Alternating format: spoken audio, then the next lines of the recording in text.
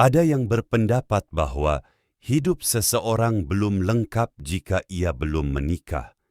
Benarkah? Apakah semua orang harus menikah? Rasul Paulus memberi perhatian terhadap pernikahan sehingga ia memberi nasihat kepada anggota jemaat yang tinggal bersama suami dan istrinya, juga yang tidak menikah, yang menjadi janda, dan yang sudah bercerai. Ia sendiri tidak menikah dan ia tidak memaksakan pilihan hidupnya kepada jemaat. Sebab ia sadar betul bahwa setiap orang menerima karunia yang khas dari Tuhan.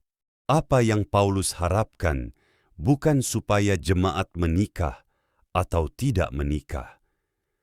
Harapannya adalah agar jemaat menghindari percabulan, memenuhi kewajibannya, menahan hawa nafsu, menguasai diri, dan hidup dalam damai sejahtera.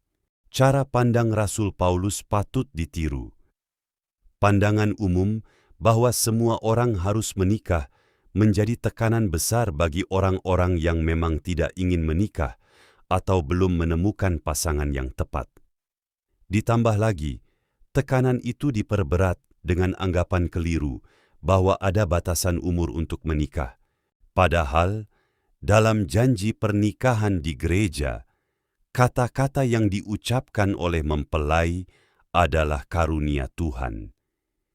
Jelas bahwa istri dan suami adalah karunia Tuhan, artinya pemberian yang seturut dengan kehendak Sang Pemberi.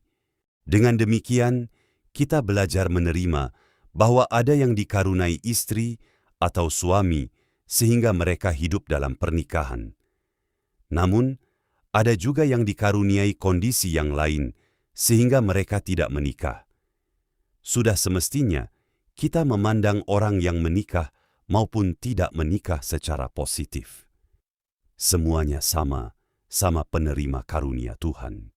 Mari kita bertobat dari kebiasaan mengusik orang dengan pertanyaan, "Kapan menikah?" Karena hanya Tuhan, Sang Pemberi karunia, yang berkuasa atas itu semua. Mari kita semua, yang menikah atau tidak, sama-sama hidup dalam penguasaan diri dan damai sejahtera. Mari kita berdoa bersama. Tuhan Bapa yang penuh kasih, terima kasih atas firman-Mu hari ini.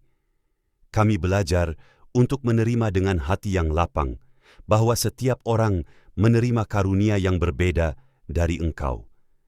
Ada yang Engkau karuniai pasangan hidup sehingga mereka membangun keluarga. Dan ada pula yang Engkau karuniai keadaan lain sehingga mereka hidup dalam status lajang. Tolonglah kami ya Tuhan, agar tidak lagi membandingkan diri dengan orang lain.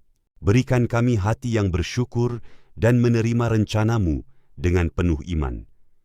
Ajarkan kami memandang setiap orang, baik yang menikah maupun yang belum menikah, dengan pandangan yang positif dan penuh hormat, sebab semua kami adalah penerima karunia Tuhan yang sama berharganya. Bimbinglah kami untuk hidup setia dan berbuah dalam keadaan apapun yang Engkau percayakan kepada kami. Dalam nama Tuhan Yesus Kristus. Amin.